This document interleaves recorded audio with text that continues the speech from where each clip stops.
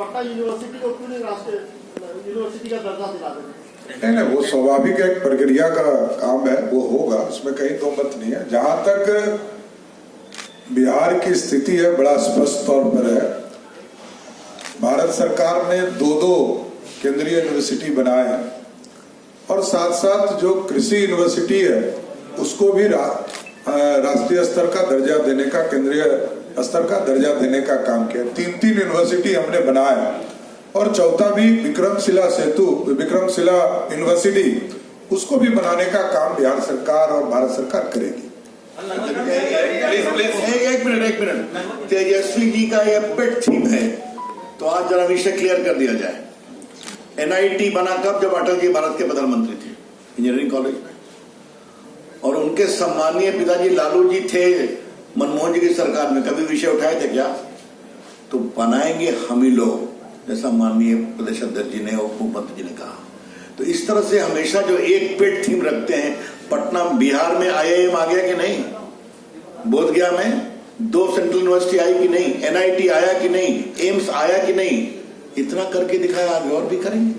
धन्यवाद। शंकर जी, तेजस्वी यादव ने कहा है कि जब दोनों सीटें पटना साहिब और पाटलिपुत्रा इतनी सुरक्षित हैं, तो प्रधानमंत्री जी काहे को यहाँ आ रहे हैं? क्या हमारे प्रधानमंत्री उनसे वीसा लेके आएंगे?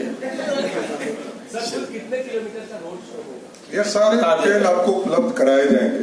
Yes please. कल एक बयान आया था, मैं ही बोल देता हूँ, आप लोग नहीं बोल रहे हैं। लालू जी ने कहा कि मंडल आरक्षण जो है मैंने लाया था।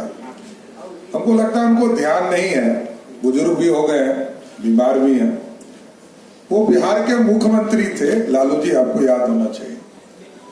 लालू जी जनता दल के नेता जरूर थे, उनको ये पता नहीं है कि पीपी सिंह जी जब प्रधानमंत्री थे तो 146 सांसद ही मात्र थे, मात्र 146 सांसद, और 197 मतलब 200 सांसद कांग्रेस पार्टी का था, 85 सांसद भारतीय जनता पार्टी का था। और अटल जी और आडवाणी जी ने इस देश में मंडल कमीशन को समर्थन करके पिछड़ों को न्याय देने का काम किया। और देश के यशस्वी प्रधानमंत्री जी एकदम सही प्रश्न उठा रहे हैं कि लालू जी सिर्फ एक जाति धर्म के लोगों को आरक्षण के पक्ष में रहते हैं। पहले भी जब वो सरकार में थे तो इस कारनामा को कर चुके हैं, कई आपको नोटिफिकेशन मिलेंगे।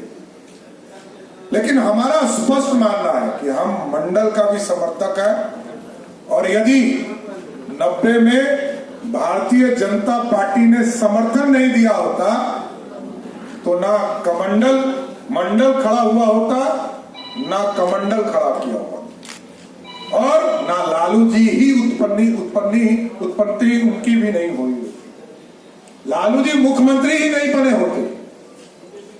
लालू जी को मुख्यमंत्री भी भाजपा के सहयोग से ही बने। इसलिए वो गलतफहमी में मत रहे, और वो बार बार झूठ बोल रहे हैं। पता नहीं, बीमारी के समय लोग आराम करते हैं, और वो लगातार झूठ बोलने का काम, फेसबुक पे लिखने का काम, ट्विटर पे लिखने का काम, संविधान खतरे में है। 10 साल हो गए लालू जी, 10 साल में 370 को बांट के फेंका ना मोदी जी ने। गलत जो कानून बने होंगे उसके खिलाफ तो कार्रवाई होगी, लेकिन स्पष्ट तौर पर मानना है पिछड़ों का आरक्षण, दलितों का आरक्षण, अति पिछड़ों का आरक्षण और स्वर्ण के गरीबों के आरक्षण को पूर्ण रूप से भारत की सरकार, नरेंद्र मोदी की सरकार सुरक्षित रखने का काम करेगी।